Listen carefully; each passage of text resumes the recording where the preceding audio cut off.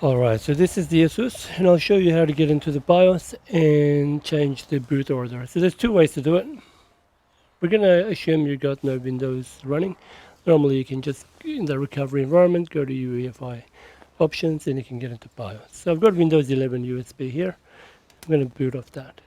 Now if it's an OEM Windows USB, you don't need to disable secure boot. But you need to change the boot order. So here we go, let's go. Delete or F2, one of the two.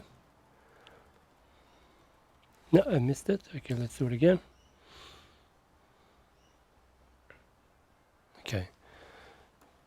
Try Shift F1.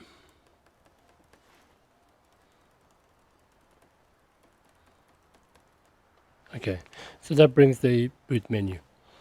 Now, like I said, if you got a OEM boot USB, you can just boot from your USB, no problem. You won't have any issues. But if you're booting from a Linux or a special USB with boot options, etc., that is not digitally signed, you cannot boot from here. So you need to disable secure boot. So that's booting off the USB. Let's cut it out. Okay, now we do it one more time. So I'm going to go, sorry about that. Hi. There's a second camera, he likes action, here we go.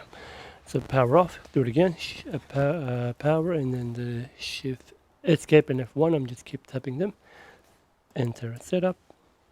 Alright, great. So let's have a look. So let's go to advanced options, which is F7.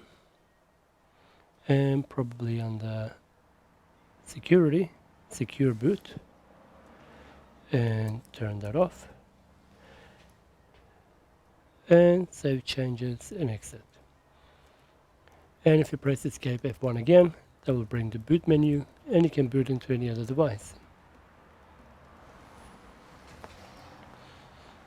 And they all have to be UEFI enabled. Alright, that's it for that. So thanks for watching, see you in the next one.